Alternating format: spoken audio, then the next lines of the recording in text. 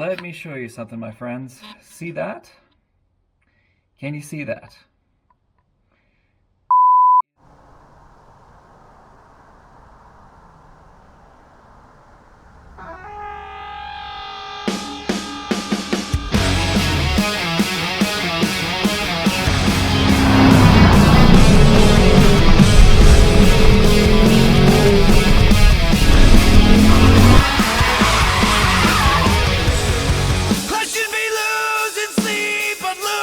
Hey guys, how's it going? So today on the show I have a kind of a weird update.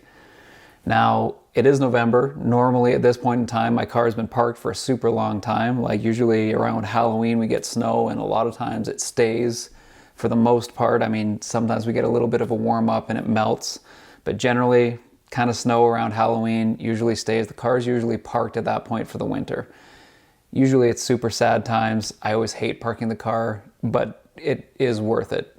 This year, however, it has been unseasonably warm out. I feel like the last couple of years I've posted videos driving my car for the end of the season wrap up and just been like, I can't believe I've had my car out in November. This is crazy. And it just feels like it's like, this is a new record where I've had my car out this late in the season. It's crazy. Well, this year even more so. Going almost 3 weeks into November and we still don't have snow and it's unbelievably nice out. So the racetracks are closed. They closed way back a month, 2 months ago, maybe 2.5 months ago or something like that. So there's no racing. I missed my window of opportunity with the race season when I was waiting for my axles that were snapped. So instead I've just been really enjoying cruising with my car, just taking it out, doing a lot of photo shoots and stuff before the end of the season, trying to get a lot of photos with it. I mean, it sounds dumb, but if you take your car out and get a lot of really cool photos, it kind of sort of eases the sting of having to be able to not drive it for the next 5 or 6 months or so, just like looking back on the good times. So been doing a lot of photo shoots with the car, doing some cruises with my good buddy Matt, and his 2018 Challenger, you know, just trying to make the most out of this awesome weather that we've had. So the other day we had a family function to do and I decided why not take the car because it is beautiful out. So me and the missus hop in the car and we're cruising and all of a sudden I've noticed every time I let off the gas, I got a clunk. It's a distinct clunk. And at first I thought it was suspension. I wasn't really sure what it was, but it seemed weird. It was more than suspension. I didn't know what it was until I started letting off the gas, like to shift gears, and I could hear it clunk. And I kept hearing it clunk. Every time I even just gently let off the gas, clunk. Low speeds, like the car in front of me slows down, let off the gas, clunk. Super strange. I was like, man, what is that? So I didn't really think too much of it at the time. I just figured once we got through this family function, we'd take the car home, I'd maybe crawl under, take a look and just kind of see what's going on. Is there something strange going on with like maybe the carrier bearing in my diff, but that seems kind of weird. Or maybe something's weird with the axles I just installed, maybe, but it didn't really feel like that. Wasn't really sure. So got it back home, got it back in the garage, pulled the car up and saw this. But now it's still nice out. Second week, just past the second week of November, want to get my car out. So I figured, well, I'll come back here and check, see if maybe something weird with the diff, something like that. Maybe the pucks that kind of go between the diff and the drive shaft, or maybe the diff and the transmission, maybe they cracked or something. I could replace that. Nope, sure isn't that. It sure isn't that. Let me show you something. So, this, my friends. Let me show you something, my friends. See that? Can you see that? That is the mount where my differential, which is down here, this is my diff, where the differential mounts to the subframe. This is my subframe up here. And if you'll notice, that is really not looking really good. Now why is that? If you look at this and I give my diff a push, You see that? That is literally my entire subframe that the diff connects to sheared completely off. I literally sheared the weld that connects my subframe to my diff. You see that? So that banging and clunking was my entire differential smacking around every time I let off the gas. God damn it.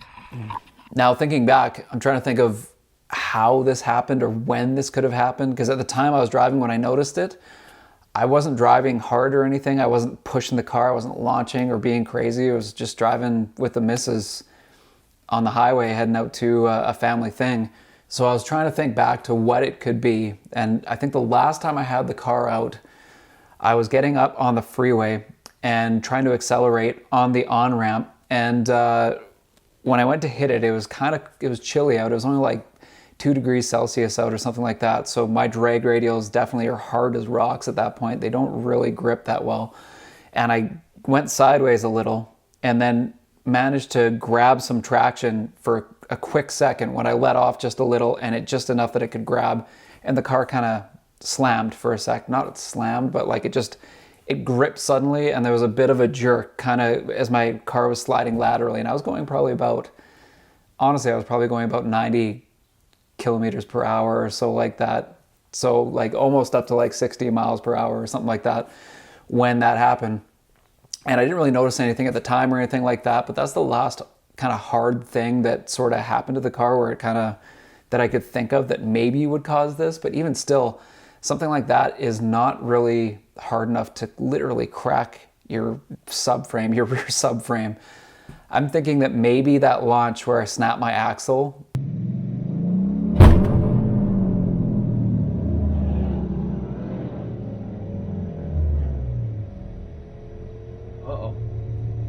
might have weakened the weld up top that holds my differential in on the front side, and just kicking on it really hard that time on that on-ramp. I think that might be what it was, just the thing that made it let go, just made it let go. I was shocked. I mean, I was super shocked. I was crawling around underneath the car and I'm grabbing my diff and I'm twisting my diff and I'm pushing up, and I'm like, man, like that carrier bearing seems good. Like there's nothing here. I'm checking my axles that we installed. I'm like, no, they're seated properly. They're in all the way. Like nothing's loose. They're solid. What the hell could be making this clunking sound? I didn't get it. And then I got a suggestion from my good friend Matt. Maybe check and just see how the pucks are doing. Right where your drive shaft attaches to the differential and where it attaches to the transmission, there's two little kind of rubber pucks, I guess is the best way you can describe them, and they're kind of there to absorb some of that vibration a little bit out of your drive shaft, like soften it a little. That's where they connect anyway. He's like, check those. Maybe there's a crack in them or something, and just making your drive shaft kind of do something weird. I'm like, all right, fair enough. So I went and reached to the rear one by my diff, and when I pushed up on it just to check it, I was just giving it a shove, like it moved a bit, but there's nothing wrong with the puck. And I'm like, what is going on? And I look right up to the top mount of where the differential is attached, and oh my God, you guys, out of all the things that I thought it was, there is no way that I thought that my subframe, that my rear cradle was literally, I snapped it off. I snapped off the mounting point for the front of my diff. Unbelievable. If anybody was doubting my build and how much torque and power I'm putting down, I don't know what to tell you. So the question of where do we go from here to fix this? Because this is major. I can't drive the car like this. It's actually pretty dangerous to have the car like this. So where do we go from here? So right off the bat, I got Matt to give me a quick hand and start looking at different part suppliers that his auto repair shop uses, seeing what they've got in the catalogs, if he can find a rear subframe. I know that you can't get them from Mopar anymore. It's not a thing. They've discontinued it, especially for my year, my 09. So 08 to 14 are definitely discontinued. And I think even the new ones almost are discontinued at this point as well. It's difficult to find. So ended up looking around. He found some used rear cradles that we could get. Not the worst price. It's $300 US. So Canadian, I'm definitely paying more for that.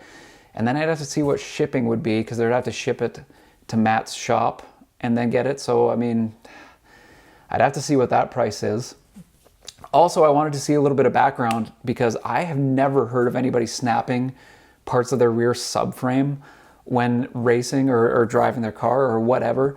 So I wanted to see if anybody else had experienced it, and partially I also kind of wanted to vent a little bit, maybe in a self-depreciating, humorous kind of way. So I put it out there and I asked one of the 5-7 message boards that I'm on, and one other fella on there commented and said he snapped his in the same spot, but he was stock, which I thought was crazy. I've never heard of that before in my life. And he was stock 6-speed manual, and he snapped his as well.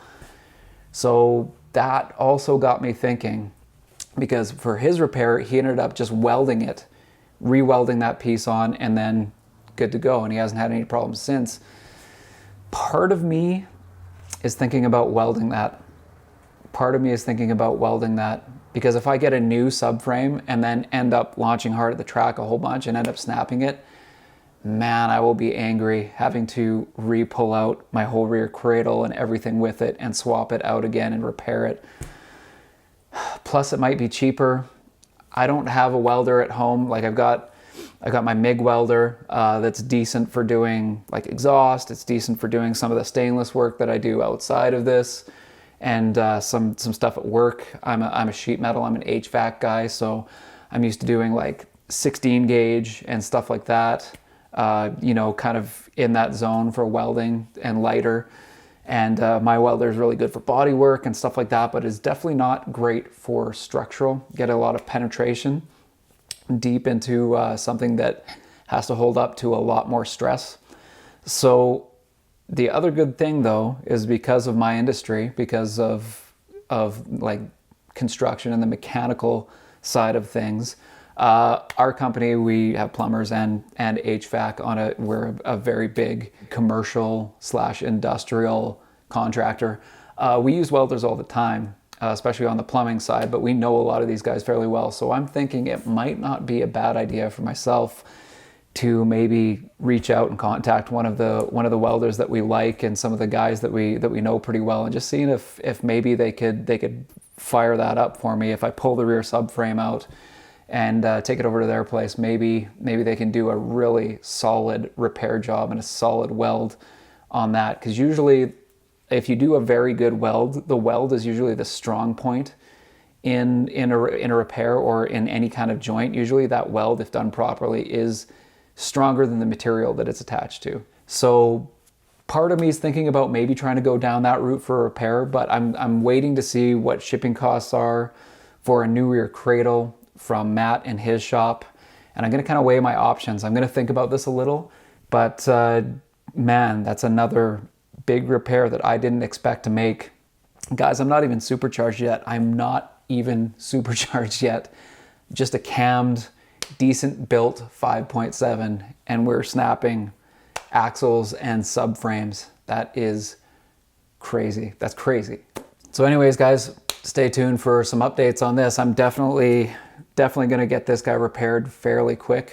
Probably going to start tearing it apart within the next week or so, and we're going to get that cradle out of there, and I'm going to figure out which way I've decided to go, whether I'm going with a new cradle or we're going to weld and repair it. Just going to kind of weigh my options, get a little bit more information. I'm going to make that choice. Anyways, guys, thanks for tuning in. Catch you later. Cheers.